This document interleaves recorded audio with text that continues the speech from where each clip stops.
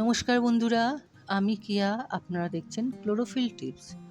বন্ধুরা, আগস্ট মাসের মাঝামাঝি যদি আপনাদের লঙ্কা গাছে ফুল না এসে থাকে, ফুল আসলেও যদি সেটা ঝরে যায় আর গাছের পাতা হলুদ হয়ে যাচ্ছে, আর আপনার যদি নার্সারি থেকে আনা ছোট চারার বৃদ্ধি হচ্ছে না, আর এই বর্ষায় গাছের পাতা আরও হলুদ হয়ে যাচ্ছে, তাহলে আজকের ভিডিওটিতে যে কেয়ার টিপস নিয়ে আলোচনা করব, এই কেয়ার টিপস যদি ঠিকভাবে আপনারা ফলো করতে পারেন, তাহলে আপনাদের বাগানের লঙ্কা গাছে অনেক লঙ্কা হবে।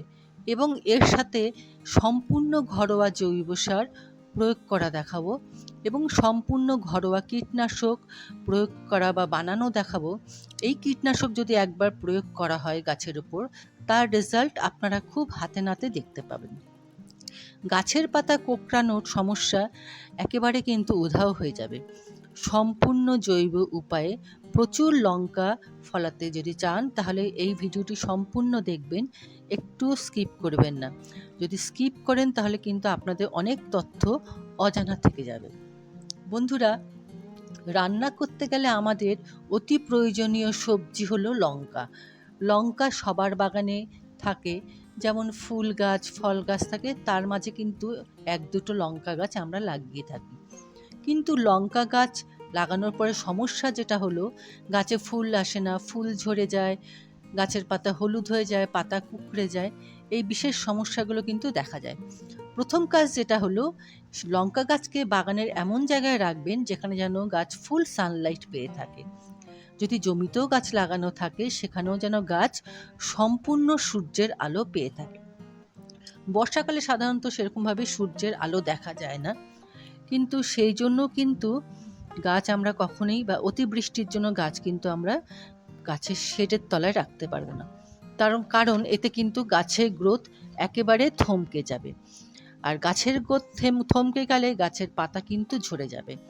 এবং আরও একটা সমস্যা, ওই গাছে কিন্তু মাকড়ের আক্রমণ খুব বেশি পরিমাণে হবে, গাছের পাতা যাবে কুঁকড়ে।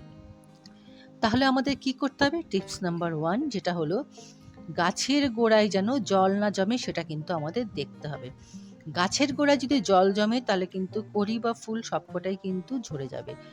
তাই টবের মিডিয়াকে কিন্তু দেখতে হবে যেন হালকা ভেজা থাকে, জল যেন না থাকে, জমে না থাকে, এবং টবের ড্রেনেজ সিস্টেম যেন একদম ঠিকঠাক থাকে, এগুলো দেখতে হবে আমাদের। আর আমি যে মিডিয়াটি আপনাদের দেখাচ্ছি, এই মিডিয়াটি আমার সম্পূর্ণ সবজির খোসা দিয়ে তৈরি। গাছের গ্রোথ দেখে বুঝতে পারছেন কত বড় হয়েছে। এইবার আসি আমি খাওয়ারের কথায়। যেহেতু গাছের বৃদ্ধি থমকে যাচ্ছে, কড়ি আসলে কড়ি ঝরে যাচ্ছে, তার জন্য যেটা প্রয়োগ সেটা করতে হবে, সেটা হলো ক্যালসিয়াম। একটা চক আমি আপনাদের দেখালাম। যদি আপনাদের 10 ইঞ্চির কোনো টব থাকে, তাহলে একটা গোটা চক নিয়ে এভাবে গুঁড়ো করবেন। যদি 8 ইঞ্চির টব থাকে, তাহলে কিন্তু হাফ চক আপনারা দেবেন। এবার বন্ধুরা, চকে কি থাকে? চকে কিন্তু থাকে, আপনারা জানেন যে চকে থাকে ক্যালসিয়াম।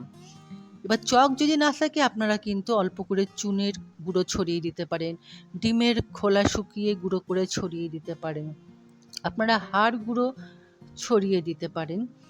এইগুলো যদি করেন তাহলে সেটা ক্যালসিয়ামের ঘাটতি এখান থেকে কিন্তু মিটে যাবে।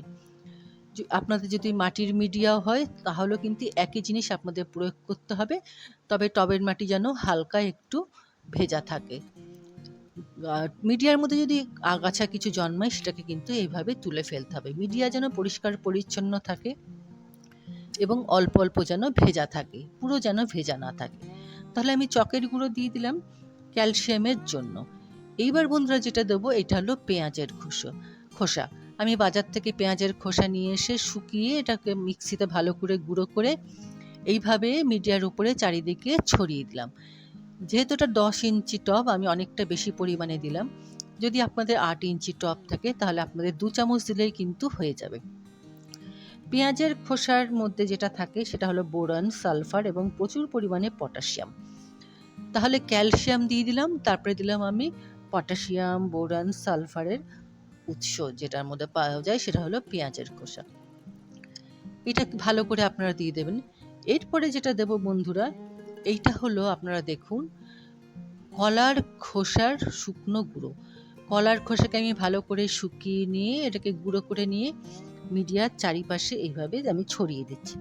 কলার খোসার মধ্যে কী থাকে বন্ধুরা? কলার খোসার মধ্যে থাকে পটাশিয়াম, ফসফরাস, ক্যালসিয়াম এবং অনেক প্রকারের অনুখাদ্য। যদি আপনাদের কাছে কলার খোসা, পাকা কলার খোসা না থাকে, তাহলে আপনারা কী করবেন, এই যে শুকনো পেঁয়াজের খোসা আপনাদের দেখালাম গুঁড়ো, তার পরিমাণ আপনারা একটু বাড়িয়ে দেবেন। যদি আপনারা 2 চামচ দিয়ে থাকেন, কলার খোসা যদি আপনাদের কাছে না থাকে, সেটা তাহলে আপনারা 4 চামচ করে দেবেন। এইবার আমি দেখাচ্ছি আপনাদের সেটা হলো হলুদ। আপনারা সকলেই জানেন কিন্তু হলুদ কিন্তু অ্যান্টি ফাঙ্গাল হিসাবে ভীষণভাবে কাজ করে গাছের জন্য। মিডিয়াতে যাতে ফাঙ্গাসের আক্রমণ না হয়, এই জন্য দিতে হয় এই হলুদের গুঁড়ো। হলুদের গুঁড়োর সঙ্গে সঙ্গে আপনাদের কাছে যদি এমনি কোনো যদি ফাঙ্গিসাইড থাকে, সেটাও কিন্তু আপনারা ব্যবহার করতে পারেন। সেটা আপনাদের কাছে অপশনাল রয়েছে। এটা আপনাদের খেয়াল করে রাখবেন। আরেকটা যেটা হলো, এই যে পেঁয়াজের খোসা যেটা আপনারা দিচ্ছেন, এই পেঁয়াজের খোসার দরুন যদি টবের মিডিয়াতে পিঁপড়ে, কেঁচো, কেন্ন থাকে, এই পেঁয়াজের খোসার ঝাঁঝালো গন্ধতে তারা সব উধাও হয়ে যাবে। এইবার আসি বন্ধুরা পাতা কোঁকড়ানোর কথায়। লঙ্কা গাছে পাতা কোঁকড়ানোর কিন্তু কমন ব্যাপার, এটা লেগেই থাকে। যদি সম্পূর্ণ জৈব উপায়ে এর সমস্যা সমাধান করতে পারি, সেটা কিন্তু স্বাস্থ্যের জন্য ভীষণ উপকারী। কারণ লঙ্কা গাছে খুবই রাসায়নিক সার ব্যবহার করা হয়, যেটা আমাদের শরীরের জন্য খুব খারাপ। এই পাতা কোঁকড়ানো উপর থেকে যদি আমরা রেহাই পেতে চাই, এপসম সল্ট নিয়ে পাতার মধ্যে মাসে দুবার স্প্রে করলেই পাতা ঠিক হয়ে যাবে। এবং যে তরল সারটি আপনাদের দেখালাম, যেটা আমি স্প্রে করছি, এই তরল সারটি জৈব কীটনাশক হিসাবে আমি তৈরি করেছি। এইটা ব্যবহার করলে আপনাদের গাছের পাতা একদম কুঁকড়াবে না, গাছের পাতা একদম পরিষ্কার, ঝকঝকে এবং সোজা হয়ে যাবে। পাতার নিচেও আপনারা স্প্রে করতে হবে। এটা বানানোর প্রক্রিয়া আপনাদের দেখাচ্ছি। একটি পাত্রের মধ্যে 2 চামচ টক দই নেবেন। টক দইটাকে কিন্তু খুব ভালোভাবে আপনাকে এইভাবে ফেটাতে হবে। যদি আপনাদের কাছে অনেকগুলো লঙ্কা গাছ থাকে, তাহলে 2 চামচের পরিবর্তে আপনারা 4 চামচ কিন্তু ব্যবহার করতে পারেন। বন্ধুরা, টক দইয়ের মধ্যে কি থাকে? টক দইয়ের মধ্যে থাকে কিন্তু সালফেট বা ল্যাকটিক যেটাকে বলা হয়, সেটা কিন্তু থাকে এই টক দইয়ের মধ্যে। এই টক দইটাকে আমি কিন্তু খুব ভালোভাবে এইভাবে মেশাচ্ছি বন্ধুরা। এইবার মিশিয়ে একটি পাত্রের মধ্যে এইভাবে ঢেলে নিলাম, এবং এর মধ্যে যদি আপনারা 1 লিটার আপনাকে জল মেশাতে হবে।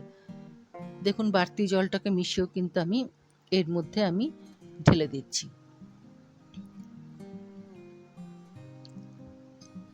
অনেকটা জল আমি এর মধ্যে দিলাম।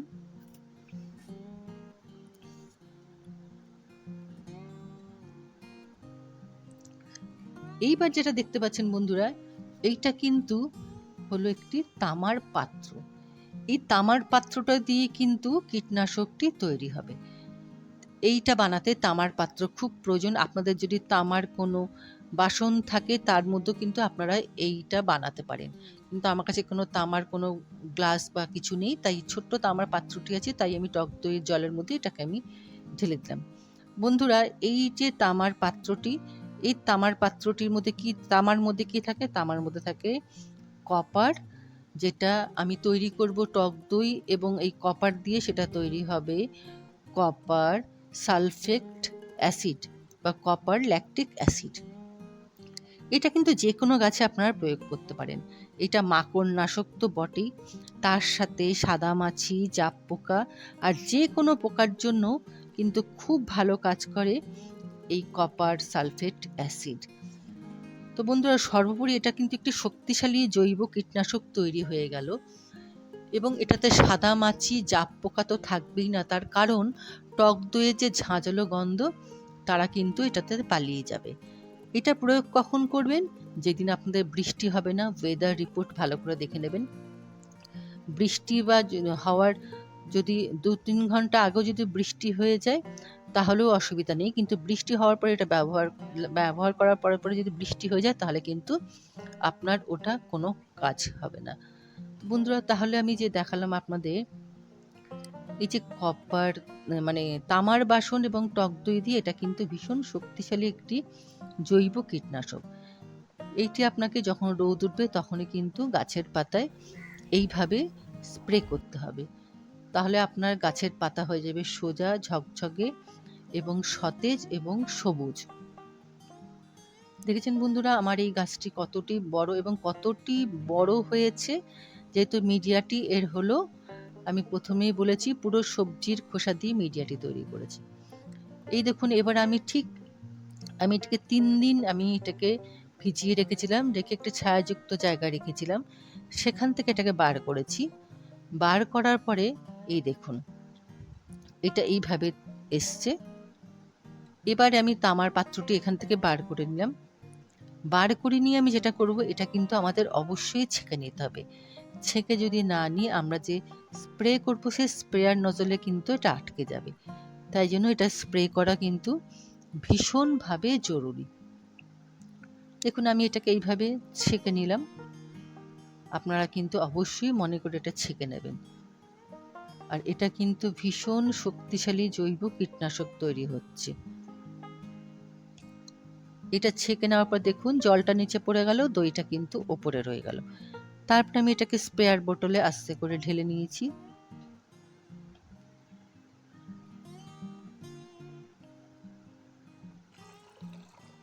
দেখুন আমি এটাকে আস্তে করে ফানেল দিয়ে বোতলের মধ্যে এইভাবে আমি ঢেলে নিলাম। ঢেলে নিয়ে কিন্তু আমি এটাকে গাছের পাতায় এবার এটাকে আমি পুরো স্প্রে করে দেব। দেখুন এটা এইরকম রং ধারণ করেছে। এইবার এটাকে আমি পুরো গাছের পাতায় স্প্রে করে দেবো।